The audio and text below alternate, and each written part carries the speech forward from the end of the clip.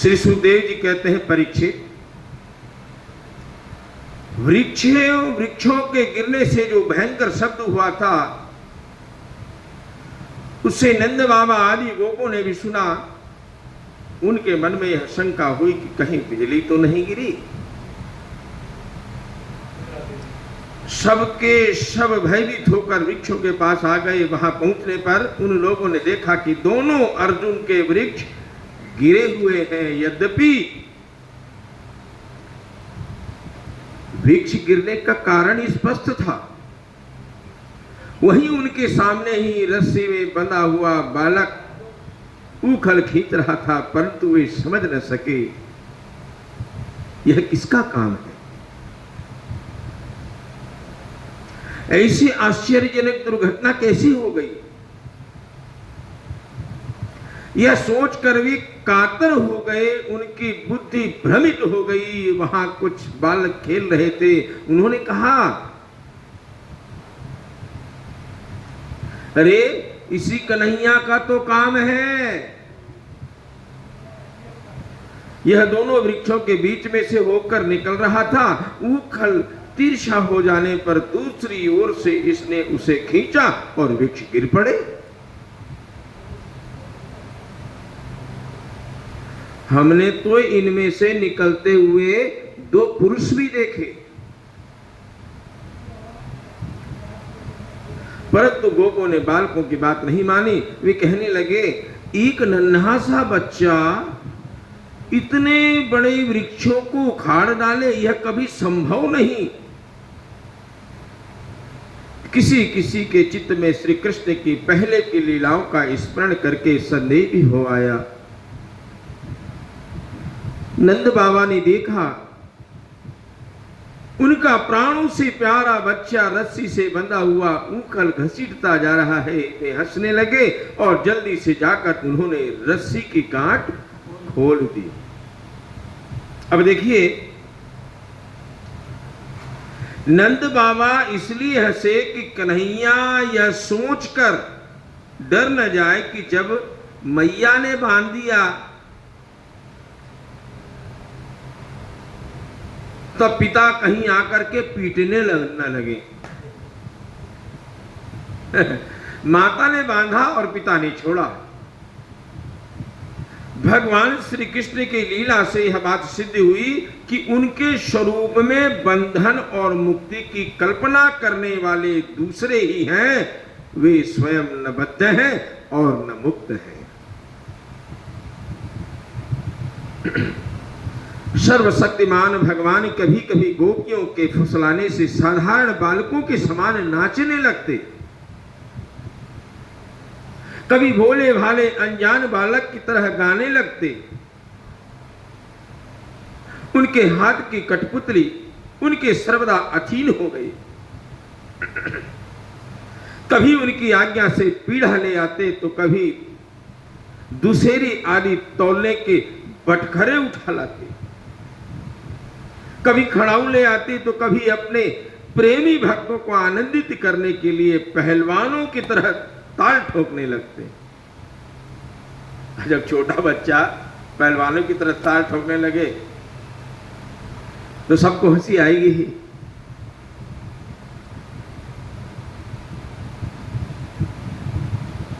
इस प्रकार सर्वशक्तिमान भगवान अपनी बाल लीलाओं से ब्रजवासियों को आनंदित करते और संसार में जो लोग उनके रहस्य को जानने वाले हैं उनको यह दिखलाते कि मैं अपने सेवकों के वश में हूं।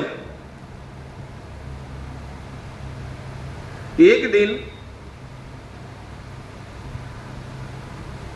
कोई फल बेचने वाली आकर पुकार उठी, फल ले लो, फल ले लो, फल ले लो। यह सुनते ही समस्त कर्म और उपासनाओं के फल देने वाले भगवान अच्युत फल खरीदने के लिए अपनी छोटी सी अंजुली में अनाज लेकर दौड़ पड़े। उनकी अंजलि में से अनाज तो रास्ते में ही बिखर गया, पर फल बेचने वाले ने उनके दोनों हाथ फल से भर दिए। इधर भगवान ने भी उसकी फल रखने वाली टोकरी रत्नों से भर दी।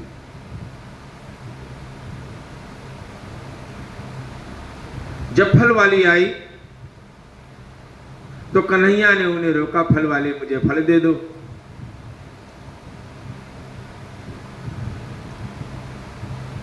फल वाली ने कहा कि लाला मैं दाम लेकर के देती हूं।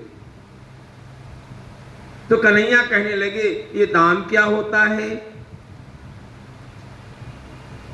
बोला मैया मुझे तो फल चाहिए।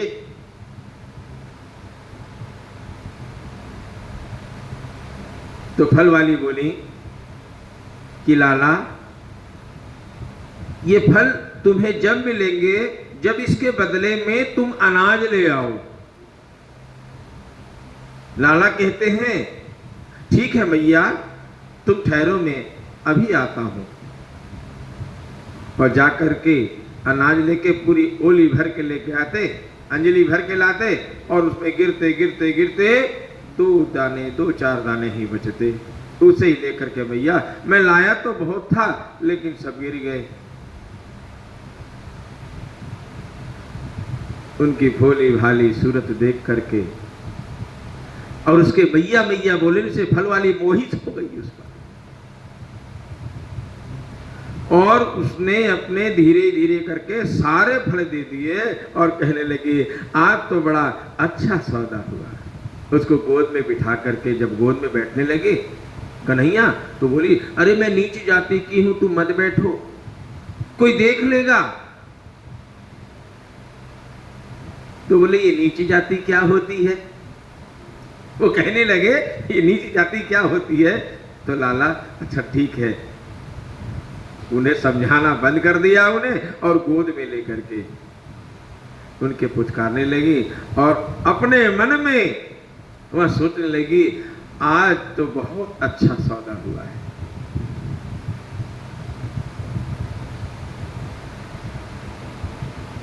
तदंतर एक दिन यमलार्जुन वृक्ष को तोड़ने वाले श्री कृष्ण और बलराम बालकों के साथ खेलते खेलते यमुना तट पर चले गए और खेल में ही रम गए।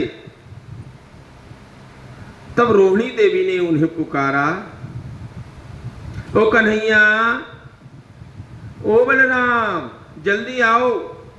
परंतु रोहिणी के पुकारने पर भी वे नहीं आए, क्योंकि उनका मन खेल में लग गया था। जब बुलाने पर भी वे दोनों बालक नहीं आए, तब रोहिणी ने वात्सल्य स्नेह में यशोदा जी को भेजा। श्री कृष्ण और बलराम ग्वाल बालों के साथ बहुत देर से खेल रहे थे। यशोदा जी ने जाकर के उन्हें पुकारा। उस समय पुत्र के प्रति वात्सल्य स्नेह के कारण उनके स्तनों में दूध चुचुआ रहा था। वे जोर जोर से पुकारने लगी, ओ मेरे प्यारे कन्हैया, ओ कृष्ण, मेरे कमल नयन, मेरी श्याम सुंदर, बेटा आओ अपनी मां का दूध पी लो। खेलते खेलते थक गए हो गए बेटा, अब बस करो, देखो तो सही तुम भूख से दुबले हो रहे हो।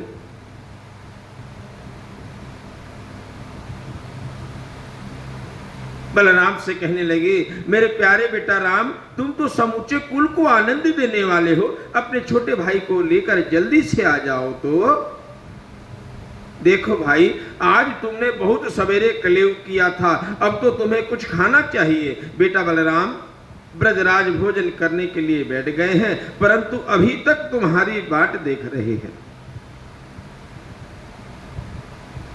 आओ अब हमें आनंदित करो। बालकों, अब तुम लोग भी अपने अपने घर जाओ। बेटा देखो तो सही, तुम्हारा एक एक अंग धूल से लथपथ हो रहा है। आओ जल्दी से स्नान कर लो, आज तुम्हारा जन्म नक्षत्र है, पवित्र होकर ब्राह्मणों को गोदान करो। देखो देखो, तुम्हारे साथियों को उनकी माताओं ने नहला धुलाकर मींज पोंछ कर कैसे सुंदर सुंदर गहने पहना दिए। अब तुम भी नहा धोकर खा पी कर पहन ओढ़कर तब खेलना। सुखदेव जी कहते हैं, परीक्षित, माता यशोदा का संपूर्ण मन प्राण प्रेम बंधन से बंधा हुआ था। वे चराचर जगत के शिरोमणि भगवान को अपना पुत्र समझ रही थी और इस प्रकार कहकर एक हाथ से बलराम तथा दूसरे हाथ से श्री कृष्ण को पकड़कर अपने घर ले आए। इसके बाद उन्होंने पुत्र के मंगल के लिए जो कुछ करना था वह बड़े प्रेम से किया।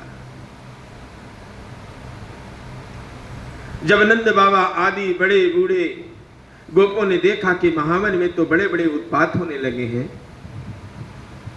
तब वे लोग इकट्ठे होकर इस विषय पर विचार करने लगे कि अब ब्रजवासियों को क्या करना चाहिए।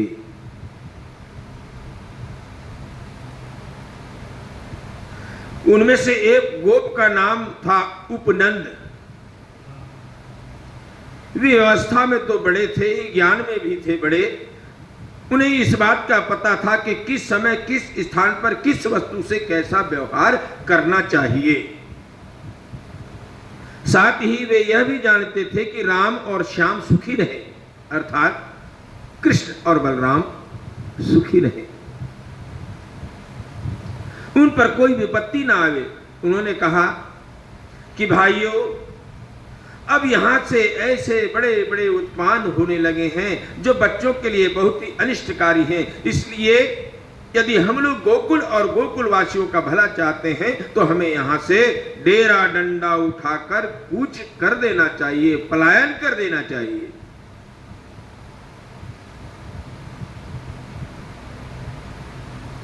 श्री कृष्ण की ओर इशारा करते हुए बोले कि देखो, यह सामने बैठा हुआ नंदराय का लाडला सबसे पहले तो बच्चों के लिए काल स्वरूपिणी हत्यारी पूतना के चंगुल से किसी प्रकार छूटा। इसके बाद भगवान की दूसरी कृपा यह हुई कि इसके ऊपर इतना बड़ा छकड़ा गिरते गिरते बचा। बमंडल रूपधारी दैत्य ने तो इसे आकाश में ले जाकर बड़ी भारी विपत्ति अर्थात मृत्यु के मुख में ही डाल दिया था, परंतु वहां से जब वह चट्टान पर गिरा तब भी हमारे कुल के देवेश्वरों ने ही इस बालक की रक्षा की। यमलार्जुन वृक्षों के गिरने के समय उनके बीच में आकर भी यह या और कोई बालक न मरा। इससे भी यही समझना चाहिए कि भगवान ने हमारी रक्षा की है। इसलिए जब तक कोई बहुत बड़ा अनिष्टकारी अरिष्ट हमें और हमारे व्रत को नष्ट न कर दे, तब तक ही हम लोग अपने बच्चों को लेकर अनुचरों के साथ यहां से अन्यत्र चले ही चले।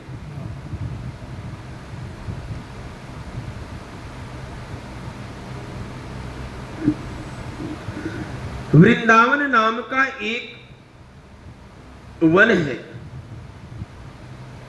उसमें छोटे छोटे और भी बहुत से नए नए हरे भरे वन हैं। वहां बहुत ही पवित्र पर्वत, घास और हरी भरी वनस्पतियां हैं। हमारे पशुओं के लिए तो वह बहुत ही हितकारी है। गोप गोपी और गायों के लिए वह केवल सुविधा का ही नहीं, सेवन करने योग्य स्थान है, अर्थात रहने लायक स्थान है।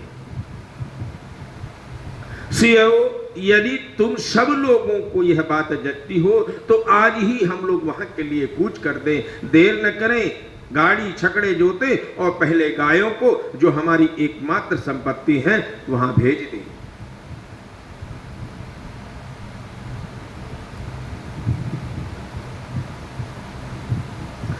उपनंद की बात सुनकर सभी गोपों ने एक स्वर से कहा, बहुत ठीक है, बहुत ठीक। इस विषय में किसी का भी मतभेद न था। सब लोगों ने अपनी झुंड की झुंड गायें इकट्ठी की और छकड़ों पर घर की सब सामग्री लादकर वृंदावन की यात्रा की। परीक्षित, ग्वालों ने बूढ़ों, बच्चों, स्त्रियों और सब सामग्रियों को छकड़ों पर चढ़ा दिया और स्वयं उनके पीछे पीछे धनुष बाण लेकर बड़ी सावधानी से चलने लगे। उन्होंने गौ और बछड़ों को तो सबसे आगे कर लिया और उनके पीछे पीछे सिंगी और तुरही जोर जोर से बजाते चले गए। उनके साथ ही साथ पुरोहित लोग भी चल रहे थे।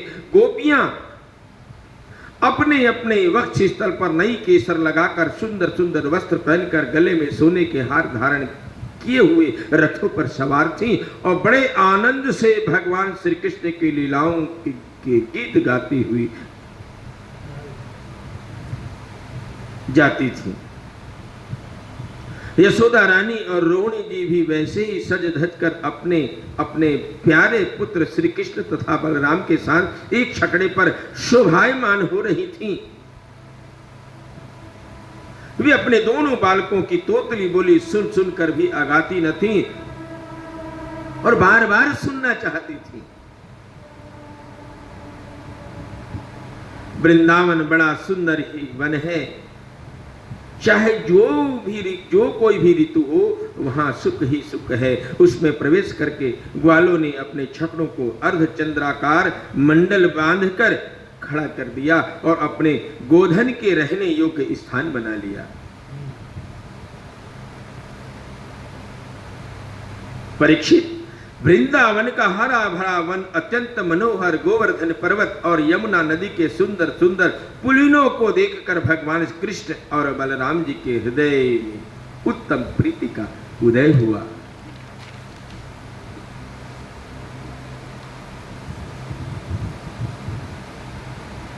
राम और श्याम दोनों ही अपनी तोतली बोली और अत्यंत मधुर बालोचित लीलाओं से गोकुल की ही तरह वृंदावन में भी ब्रजवासियों को आनंद देते रहे।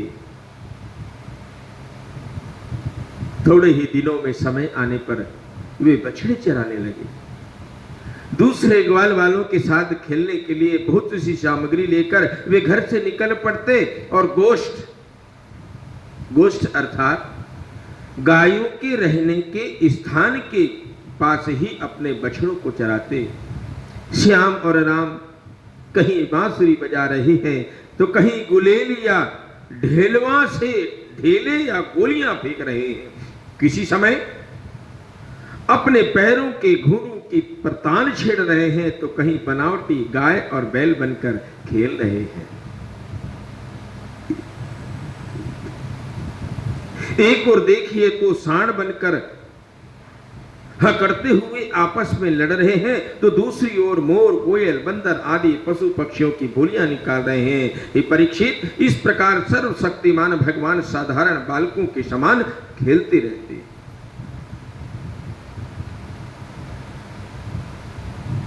एक दिन की बात है, श्री कृष्ण और बलराम अपने प्रेमी सखा ग्वाल बालों के साथ यमुना तट पर बछड़े चरा रहे थे। उसी समय उन्हें मारने की नियत से एक दैत्य आया। भगवान ने देखा कि वह बनावटी बछड़े का रूप धारण कर बछड़ों के झुंड में मिल गया है। वे आंखों के इशारे से बलराम जी को दिखाते हुए धीरे धीरे उसके पास पहुंच गए। उस समय ऐसा जान पड़ता था मानो वे दैत्य को तो पहचानते नहीं और उस हट्टे कट्टे सुंदर बछड़े पर मुग्ध हो गए। भगवान श्री कृष्ण ने पूंछ के साथ उसके दोनों पिछले पैर पकड़कर आकाश में घुमाया और मर जाने पर कैद के वृक्ष पर पटक दिया। उसका लंबा तगड़ा दैत्य शरीर बहुत से कैद के वृक्षों को गिराकर स्वयं भी गिर पड़ा। यह देखकर ग्वाल वालों के आश्चर्य की सीमा न रही। वाह वाह करके प्यारे कन्हैया की प्रशंसा करने लगे। देवता भी बड़े आनंद से फूलों की वर्षा करने लगे।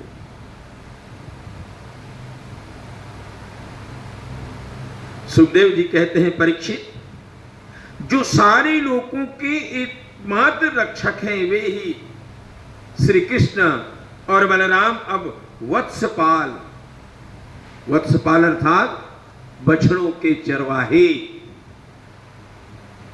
वत्सपाल बने हुए हैं। वे तड़के ही उठकर कलेवी की सामग्री ले लेते और बछड़ों को चराते हुए एक वन से दूसरे वन में घूमा करते।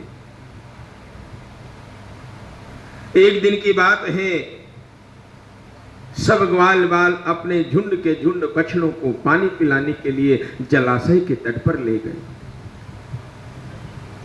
उन्होंने पहले बछड़ों को जल पिलाया और फिर स्वयं भी पिया। ग्वाल वालों ने देखा कि वहां एक बहुत बड़ा जीव बैठा हुआ है। वह ऐसा मालूम पड़ता था मानो इंद्र के वज्र से कटकर कोई पहाड़ का टुकड़ा गिर पड़ा हो।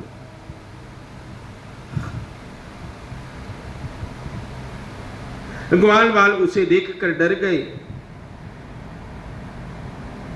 वह जो टुकड़ा जिसे समझ रहे थे, वह बक नाम का एक बड़ा भारी असुर था जो बगुले का रूप धर के वहां आया था। उसकी चोंच बड़ी तीखी थी और वह स्वयं बड़ा बलवान था। उसने झपट कर श्री कृष्ण को निगल लिया। जब बलराम आदि बालकों ने देखा कि वह बड़ा भारी बगुला श्री कृष्ण को निगल गया, तब उनकी वही गति हुई जो प्राण निकल जाने पर इंद्रियों की होती है। वे अचेत हो गए। परीक्षित, श्री कृष्ण लोक पितामह ब्रह्मा के भी पिता हैं। वे लीला से ही गोपाल बालक बने हुए हैं। जब वे बगुले के तालुके के नीचे पहुंचे, तब वे आग के समान उसका तालू जलाने लगे। तथा उस दैत्य ने श्री कृष्ण के शरीर पर बिना किसी प्रकार का घाव किए ही झटपट उन्हें उगल दिया। फिर बड़े क्रोध से अपनी कठोर चोंच से उन पर चोट करने के लिए टूट पड़ा। कंस का सखा बकासुर अभी भक्त वत्सल भगवान श्री कृष्ण पर झपट ही रहा था कि उन्होंने अपने दोनों हाथों से उसके दोनों ठोर पकड़ लिए। होठ जो होते हैं ठोर पकड़ लिए ऐसे, और ग्वाल वालों के देखते देखते ही खेल में उसे वैसे ही चीर डाला जैसे कोई विरण अर्थात गाणर किसी जड़ का खस होता है। वे चीर डाले। इससे देवताओं को बड़ा आनंद हुआ। सभी देवता भगवान श्री कृष्ण नंदवन के बेला चमेली आदि के फूल बरसाने लगे तथा नगाड़े शंख आदि बजाकर एवं स्तोत्रों के द्वारा उनको प्रसन्न करने लगे। यह सब देखकर सबके सब ग्वाल बाल आश्चर्यचकित हो गए। जब बलराम आदि बालकों ने देखा श्री कृष्ण बगुले के मुंह से निकलकर हमारे पास आ गए हैं, तब उन्हें ऐसा आनंद हुआ मानो प्राणों के संचार से इंद्रियां सचेत और आनंदित हो गई। सबने भगवान को अलग अलग गले लगाया। इसके बाद अपने अपने बछड़े हाँक कर सब ब्रज में आए और वहां उन्होंने घर के लोगों से सारी घटना कह सुनाई। परीक्षित, बकासुर के वध की घटना सुनकर सब के सब गोपी गोप आश्चर्यित हो गए। उन्हें ऐसा जान पड़ा जैसे कन्हैया साक्षात मृत्यु के मुख से ही लौटे। वे बड़ी उत्सुकता, प्रेम और आदर से कृष्ण को निहारने लगे। उनके नेत्रों की प्यास बढ़ती ही जाती थी। किसी प्रकार उन्हें तृप्ति नहीं होती थी। वे आपस में कहने लगे कि हाय, यह कितने आश्चर्य की बात है। इस बालक को कई बार मृत्यु के मुंह में जाना पड़ा, परंतु जिन्होंने इसका अनिष्ट करना चाहा उन्हीं का अनिष्ट हुआ, क्योंकि इन्होंने पहले से दूसरों का अनिष्ट किया था। यह सब होने पर भी वे भयंकर असुर इसका कुछ भी नहीं बिगाड़ पाते। आते हैं इसे मार डालने की नियत से, किंतु आग पर गिरकर पतिंगों की तरह उल्टे स्वयं स्वाहा हो जाते हैं। सच है, ब्रह्मवेत्ता महात्माओं के वचन कभी झूठे नहीं होते। देखो ना, महात्मा गर्गाचार्य ने जितनी बातें कही थी सब की सब 16 आने ठीक उतर रही हैं। नंद बाबा आदि गोपगण इसी प्रकार बड़े आनंद से अपने श्याम और राम की बातें किया करते। वे उनमें इतने तन्मय रहते कि उन्हें इस संसार के दुख संकटों का कुछ पता ही न था।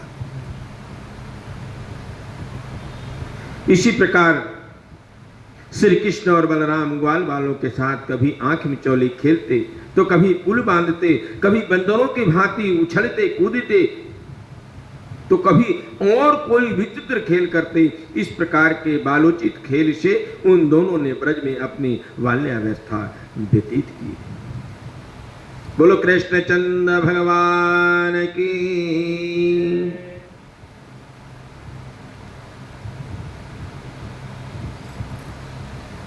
यहाँ अध्याय 11 समाप्त हुआ। अब अध्याय 12 में अघासुर का उद्धार की लीला आपको सुनाते हैं। श्री सुखदेव जी कहते हैं, परीक्षित, एक दिन नंद नंदन श्याम सुंदर वन में ही कलव्या करने के विचार से बड़े तड़के उड़ गए और सिंगी बाजे की मधुर मनोहर ध्वनि से अपने साथी ग्वाल वालों को मन की बात जनाते हुए उन्हें जगाया और बछड़ों को आगे करके ब्रज मंडल से निकल पड़े। श्री कृष्ण के साथ ही उनके प्रेमी सहस्त्रों ग्वाल वाल सुंदर छींके, बेत, सिंगी और बांसुरी लेकर तथा अपने सहस्त्रों बछड़ों को आगे करके बड़ी प्रसन्नता से अपने अपने घरों से चल पड़े।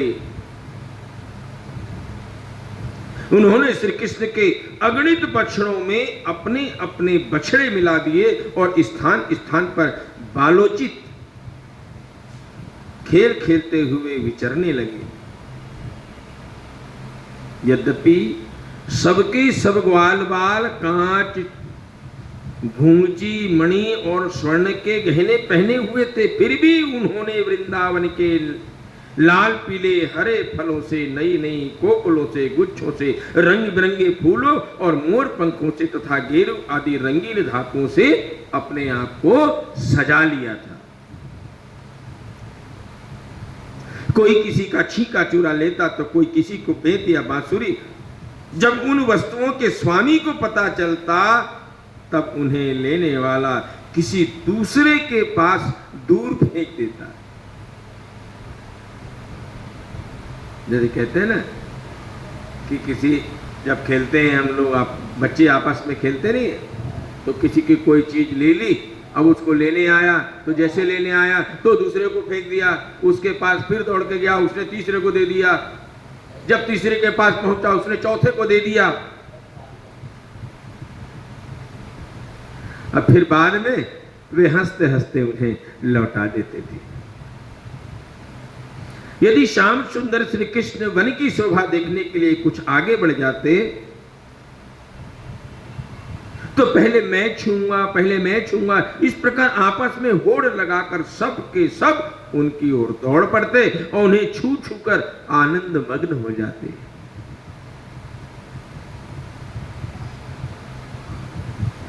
कोई कोई भंवरों के समान गुनगुना रहे हैं तो बहुत से कोयलों के स्वर में सुर मिलाकर कूह कूह कर रहे हैं।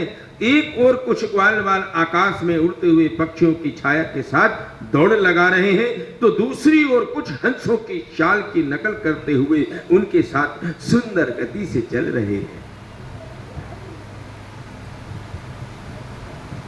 कोई उस बगुले के पास उसी के समान आंखें मूंद कर बैठ जाते हैं तो कोई मोरों को नाचते देख उन्हीं की तरह नाच रहे हैं।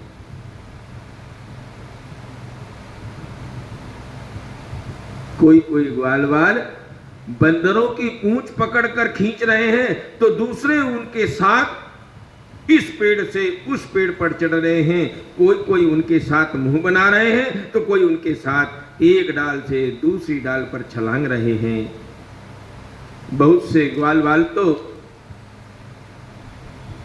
कछार में छप का खेल खेल रहे हैं, उसमें फुदकते हुए मेढकों के साथ स्वयं भी फुदक रहे हैं।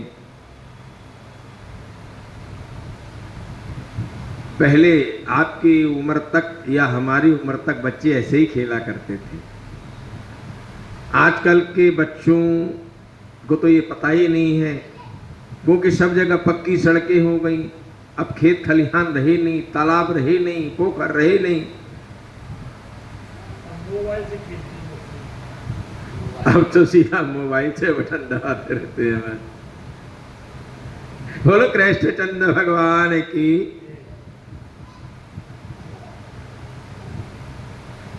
भगवान श्री कृष्ण ज्ञानी संतों के लिए स्वयं ब्रह्मानंद के मूर्तिमान अनुभव है। दास्य भाव से युक्त भक्तों के लिए वे उनके आराध्य देव परम ऐश्वर्यशाली परमेश्वर है, और माया मोहित विषयांधों के लिए वे केवल एक मनुष्य बालक है। उन्हीं भगवान के साथ वे महान पुण्यात्मा ग्वाल बाल तरह तरह के खेल खेल रहे हैं। बहुत जन्मों तक श्रम और कष्ट उठाकर जिन्होंने अपनी इंद्रियों और अंतःकरण को वश में कर लिया, उन योगियों के लिए भी भगवान श्री कृष्ण के चरण कमलों की रज अप्राप्त है। वही भगवान स्वयं जिन ब्रजवासी ग्वाल वालों की आंखों के सामने रहकर सदा खेल खेलते हैं, उनके सौभाग्य की महिमा इससे अधिक क्या हो सकती है? ऐसे भाग्यशाली कौन हो सकते हैं? भगवान का सानिध्य तो बहुत से संत महापुरुष वर्षों की तपस्या करने के बाद भी उनका सानिध्य प्राप्त नहीं कर पाते। वो ग्वाल बाल कितने भाग्यशाली होंगे। हे परीक्षित, इसी समय अघासुर नाम का महान दैत्य आधम का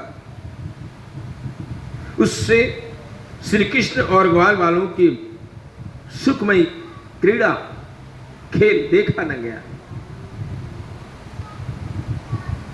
उसके हृदय में जलन होने लगी। वह इतना भयंकर था कि अमृत पान करके अमर हुए देवता भी उससे अपने जीवन की रक्षा करने के लिए चिंतित रहा करते थे, और इस बात की बाट देखते रहते कि किसी प्रकार से इसका मृत्यु का अवसर आ जाए। अघासुर पूतना और बकासुर का छोटा भाई था, कंस का भेजा हुआ था।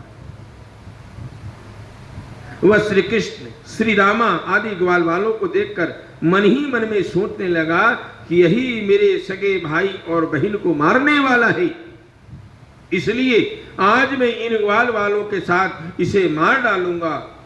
जब ये सब मरकर मेरे उन दोनों भाई बहनों के मृत तर्पण की तिलांजलि बन जाएंगे, तब ब्रजवासी अपने आप मरे जैसे हो जाएंगे।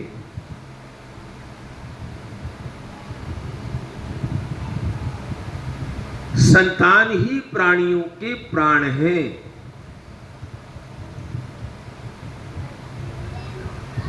जब प्राण ही नहीं रहेंगे तो शरीर कैसे रहेगा? इसकी मृत्यु से ब्रजवासी अपने आप मर जाएंगे।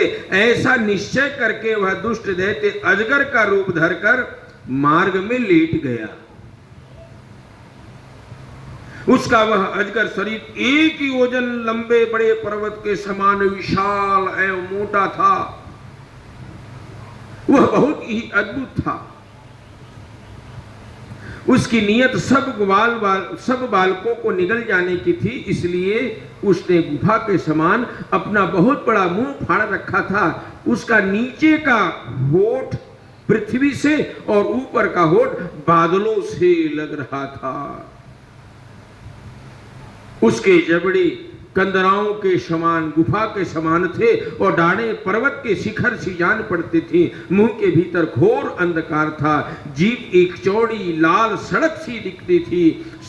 सांस आंधी के समान थी और आंखें दावानल के समान दहक रही थी। अघासुर का ऐसा रूप देखकर बालकों ने समझा कि यह भी वृंदावन की कोई शोभा है। वे कौतुकवश खेल ही खेल में उत्प्रेक्षा करने लगे कि यह मानो अजगर का खुला हुआ मुंह है। कोई कहता, मित्रों भला बतलाओ तो यह जो हमारे सामने कोई जीव सा बैठा है, यह हमें निगलने के लिए खुले हुए किसी अजगर के मुंह जैसा नहीं है? दूसरे ने कहा, सचमुच सूर्य की किरणें पड़ने से ये जो बादल लाल लाल हो गए हैं वे ऐसे मालूम होते हैं मानो ठीक ठीक इसका ऊपरी होठ ही हो, और इन्हीं बादलों की परछाई से यह जो नीचे की भूमि कुछ लाल लाल दिख रही है वही इसका नीचे का होठ जान पड़ता है। तीसरे ग्वाल वाल ने कहा, हाँ सच तो है, देखो तो सही, ये क्या ये दाईं और बाईं ओर की गिरी कंदराएं अजगर के जबड़ों के होठ से नहीं लगती, और ये ऊंची ऊंची शिखर पंक्तियां तो साफ साफ इसकी दाढ़ें मालूम पड़ती हैं। चौथे ने कहा, अरे भाई यह लंबी चौड़ी सड़क तो ठीक है, अजगर की जीभ सरीकी मालूम पड़ती है, और इन गिरी श्रृंगों के बीच का अंधकार तो उसके मुंह के भीतर भाग को भी मात करता है। किसी दूसरे ग्वाल ने कहा कि देखो तो ऐसा जान पड़ता है कि कहीं इधर से जंगल में आग लगी है, इसी से यह गर्म और तीखी हवा आ रही है। जब वो सांस लेता छोड़ता है, नहीं सांस लेता छोड़ता है अजगर, इसी से यह गर्म और तीखी हवा आ रही है। परंतु अजगर की सांस के साथ इसका क्या ही मेल बैठ गया है, और उसी आग से जले हुए प्राणियों की दुर्गंध ऐसी जान पड़ती है मानो अजगर के पेट में मरे हुए जीवों की मांस ही दुर्गंध हो। तब उन्हीं में से एक ने कहा, यदि हम लोग इसके मुंह में घुस जाएं तो क्या हमें निकल जाएगा? जी यह क्या निकलेगा, कहीं ऐसा करने की ढिठाई की तो क्षण में यह भी बकासुर के समान नष्ट हो जाएगा। हमारा यह कन्हैया इसे छोड़ेगा थोड़े ही। इस प्रकार कहते हुए वे ग्वाल बाल बकासुर को मारने वाले श्री कृष्ण का सुंदर मुख देखते ही और ताली पीट पीट कर हंसते हुए अघासुर के मुंह में घुस गए। उन अनजान बच्चों की आपस में की हुई भ्रमपूर्ण बातें सुनकर भगवान श्री कृष्ण ने सोचा कि अरे इन्हें तो सच्चा सर्प भी झूठा प्रतीत होता है। परीक्षित, भगवान श्री कृष्ण जान गए कि यह राक्षस है, भला उनसे क्या छिपा रह सकता है? वे तो समस्त प्राणियों के हृदय में ही निवास करते हैं। अब उन्होंने यह निश्चय किया कि अपनी सखा ग्वाल वालों को उसके मुंह में जाने से बचा लें। भगवान इस प्रकार सोच ही रहे थे कि सबके सब ग्वाल बाल बछड़ों के साथ उस असुर के पेट में चले गए। राधे राधे राधे राधे। परंतु अघासुर ने अभी उन्हें निगला नहीं। इसका कारण यह था कि अघासुर अपने भाई बकासुर और बहन पूतना के वध की याद करके इस बात की बाट देख रहा था कि उसको मारने वाले श्री कृष्ण मुंह में आ जाएं, तब सबको एक साथ ही निगल जाऊंगा। भगवान श्री कृष्ण सबको अभय देने वाले हैं। जब उन्होंने देखा कि ये बेचारे ग्वाल बाल जिनका एकमात्र रक्षक मैं ही हूं मेरे हाथ से निकल गए और जैसे कोई तिनका उड़कर आग में गिर पड़े, वैसे ही अपने आप मृत्यु रूप अघासुर की जठराग्नि के ग्रास बन गए, तब देव की इस विचित्र लीला पर भगवान को बड़ा विस्मय हुआ और उनका हृदय दया से द्रवित हो गया। वे सोचने लगे कि अब मुझे क्या करना चाहिए, ऐसा कौन सा उपाय है जिससे इस दुष्ट की मृत्यु भी हो जाए और इन संत स्वभाव भोले भाले बालकों की हत्या भी न हो। ये दोनों काम कैसे हो सकते हैं? सुखदेव जी कहते हैं, परीक्षित, भगवान श्री कृष्ण भूत भविष्य वर्तमान सबको प्रत्यक्ष देखते रहते हैं। उनके लिए यह उपाय जानना कोई कठिन न था। वे अपना कर्तव्य निश्चय करके स्वयं उसके मुंह में घुस गए। उस समय बादलों में छिपे हुए देवता भयवश हाय हाय पुकार उठे और अघासुर के हितैषी कंस राक्षस आदि हर्ष प्रकट करने लगे। अघासुर बछड़ों और ग्वाल बालों के शीत भगवान श्री कृष्ण को अपनी ढालों से चबाकर चूर चूर कर डालना चाहता था, परंतु उसी समय अविनाशी श्री कृष्ण ने देवताओं की हाय हाय सुनकर उसके गले में अपने शरीर को बड़ी फुर्ती से बढ़ा लिया। इसके बाद भगवान ने अपने शरीर को इतना बड़ा कर लिया कि उसका गला ही रुंध गया, आंखें उलट गईं, वह व्याकुल होकर बहुत ही छटपटाने लगा, सांस रुककर सारे शरीर में भर गई और अंत में उसके प्राण ब्रह्मरंध्र छोड़कर निकल गए। बोलो कृष्णचंद्र भगवान की। उसी मार्ग से प्राणों के साथ उसकी सारी इंद्रियां भी शरीर से बाहर हो गईं। उसी समय भगवान मुकुंद ने अपनी अमृतमय दृष्टि से मरे हुए बछड़ों और ग्वाल वालों को जिला दिया और उन सब को साथ लेकर वे अघासुर के मुंह से बाहर निकल आए। उस अजगर के स्थूल शरीर से एक अत्यंत अद्भुत और महान ज्योति निकली। उस समय उस ज्योति के प्रकाश से 10 दिशाएं प्रज्वलित हो उठी। वह थोड़ी देर तक तो आकाश में स्थिर होकर भगवान के निकलने की प्रतीक्षा करती रही। जब वे बाहर निकल आए तब वह सब देवताओं के देखते देखते उन्हीं में समा गई। उस समय देवताओं ने फूल बरसाकर, अप्सराओं ने नाचकर, गंधर्वों ने गाकर, विद्याधरों ने बाजे बजाकर, ब्राह्मणों ने स्तुति पाठ कर और पार्षदों ने जय जयकार के नारे लगाकर बड़े आनंद से भगवान श्री कृष्ण का अभिनंदन किया, क्योंकि भगवान श्री कृष्ण ने अघासुर को मारकर उन सब का बहुत बड़ा काम किया था। उन अद्भुत स्थितियों, सुंदर बाजों, मंगलमय गीतों, जय जयकार और आनंदोत्सव की मंगल ध्वनि ब्रह्मलोक के पास पहुंच गई। जब ब्रह्मा जी ने वह ध्वनि सुनी तब वे बहुत ही शीघ्र अपने वाहन पर चढ़कर वहां आए और भगवान श्री कृष्ण की महिमा देखकर आश्चर्यचकित हो गए। परीक्षित, जब वृंदावन में अजगर का वह जाम सूख गया तब वह ब्रजवासियों के लिए बहुत दिनों तक खेलने की एक अद्भुत गुफा सी बना रहा। यह जो भगवान ने अपने ग्वाल वालों को मृत्यु के मुख से बचाया था और अघासुर को मोक्ष दान किया था, वह लीला भगवान ने अपनी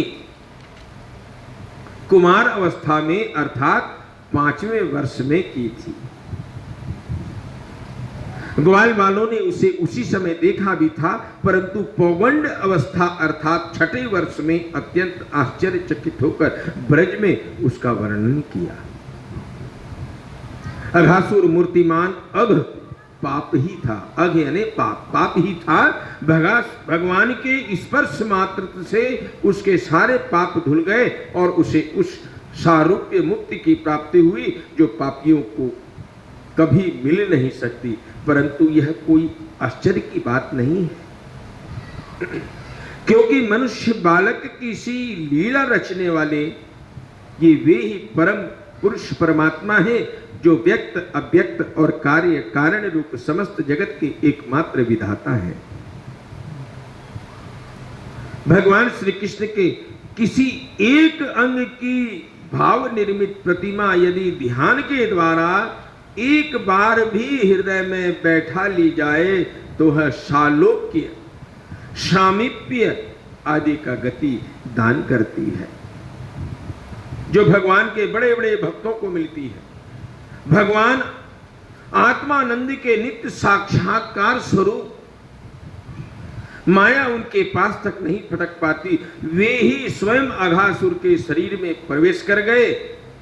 क्या अब भी उसकी सदगति के विषय में कोई संदेह है? सूत जी कहते हैं, शौनक आदि ऋषियों, यदुवंश शिरोमणि भगवान श्री कृष्ण ने ही राजा परीक्षित को जीवन दान दिया था। उन्होंने जब अपने रक्षक एवं जीवन सर्वस्व का यह विचित्र चरित्र सुना तब उन्होंने फिर श्री सुखदेव जी महाराज से उन्हीं की पवित्र लीला के संबंध में प्रश्न किया।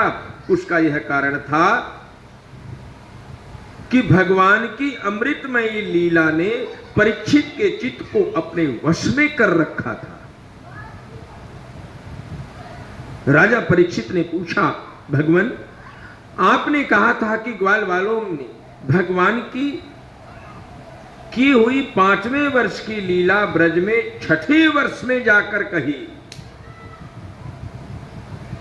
5वें वर्ष में, ये 1 वर्ष बीच का। अब इस विषय में आप कृपा करके यह बतलाइए कि एक समय के लीला दूसरे समय में वर्तमान कालीन कैसे हो गई। यानी यह लीला 1 साल बाद कही गई, लेकिन उन्हें लगा कि अभी तुरंत की है, वर्तमान की बात है। महायोगी गुरुदेव, मुझे इस आश्चर्यपूर्ण रहस्य को जानने के लिए बड़ा कौतूहल हो रहा है। आप कृपा करके बतलाइए। अवश्य ही इसमें भगवान श्री कृष्ण की विचित्र घटनाओं को घटित करने वाली माया का कुछ न कुछ काम होगा, क्योंकि और किसी प्रकार ऐसा नहीं हो सकता। गुरुदेव, यद्यपि क्षत्रियोचित धर्म ब्राह्मण सेवा से विमुख होने के कारण मैं अपराधी, नाम मात्र का क्षत्रिय हूं, तथापि हमारा अहोभाग्य है कि हम आपके मुखारविंद से निरंतर झरते हुए परम पवित्र मधुमय श्री कृष्ण लीलामृत का बार बार पान कर रहे हैं। सूत जी कहते हैं, भगवान के परम प्रेमी भक्तों में श्रेष्ठ शौनक जी, जब राजा परीक्षित ने इस प्रकार प्रश्न किया, तब श्री सुखदेव जी को भगवान की वह लीला स्मरण हो आई और उनकी समस्त इंद्रियां तथा अंतःकरण विवश होकर भगवान की नित्य लीला में खिंच गए। कुछ समय के बाद धीरे धीरे श्रम और कष्ट से उन्हें वाह ज्ञान हुआ। तब वे परीक्षित से भगवान के लीला का वर्णन करने लगे। बोलो वृंदावन बिहारी लाल की।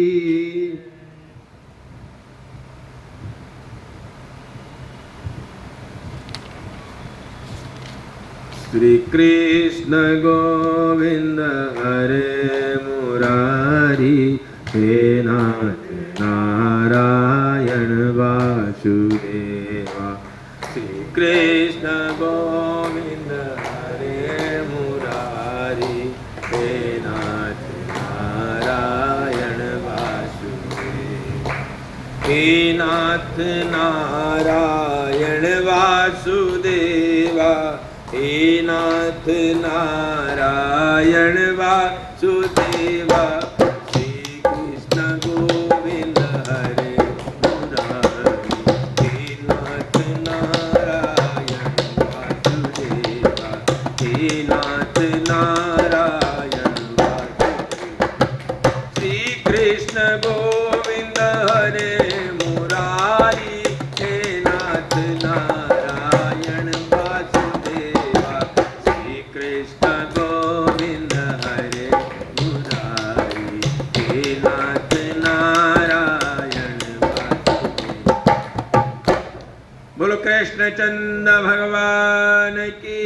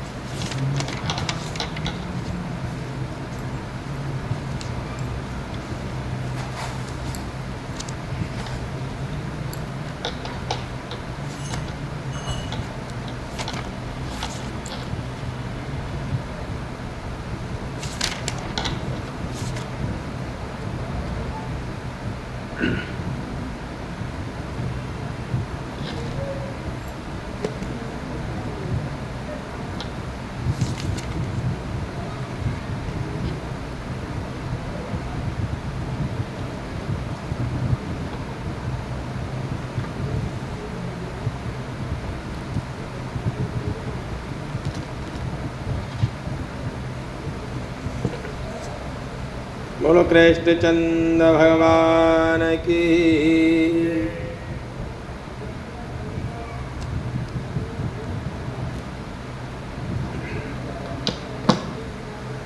ओ कृष्ण कन्हैया सांवरिया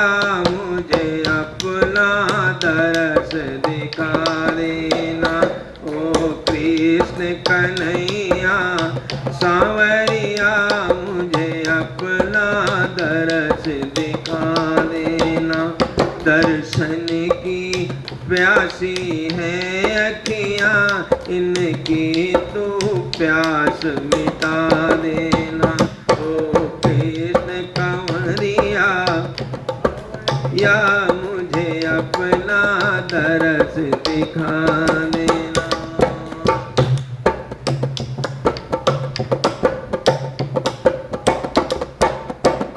तुम मीरा के गिरधर नागर तुम राधा के कृष्ण कन्हैया हो। तुम मीरा के गिरधर नागर तुम राधा के कृष्ण कन्हैया हो। शरणागत के पालक प्रभु जी संकट से हमें बचा लेना। शरणागत के पालक प्रभु जी संकट से हमें बचा लेना। ओ कृष्ण कन्हैया सांवरिया मुझे अपना दरस दिखा देना।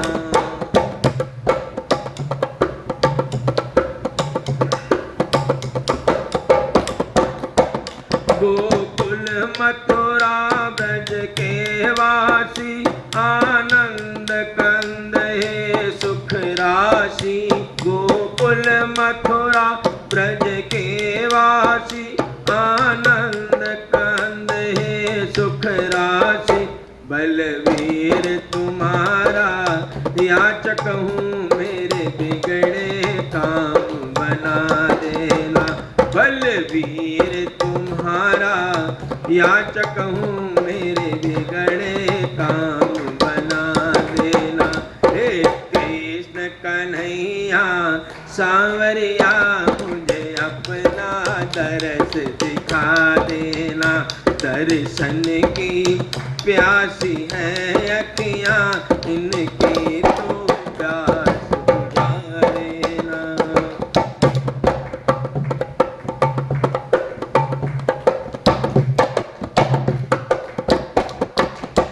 हे चक्र सुदर्शन धारी तुम निज भक्तों के हितकारी तुम।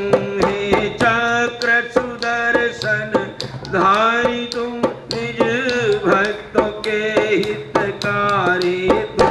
जैसा भी हूँ मैं तेरा हूँ मुझको तो साथ निभा लेना। जैसा भी हूँ मैं तेरा हूँ मुझको तो साथ निभा लेना। ओ कृष्ण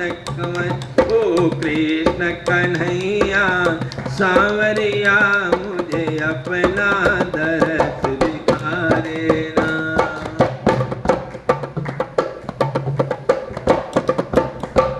तुझे दास आशु मनाता है तेरा भक्त तेरा गुण गाता है। तुझे दास आशु मनाता है तेरा भक्त तेरा गुण गाता है।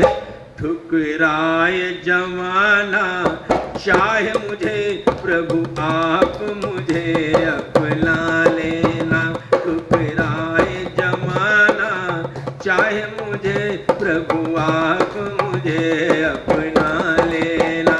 ओ कृष्ण कन्हैया सांवरिया मुझे अपना दरस दिखा देना। दर्शन की प्यासी है अखियाँ इनकी तो प्यास बुझा देना। ओ कृष्ण कन्हैया सांवलिया मुझे अपना दरस दिखा दे।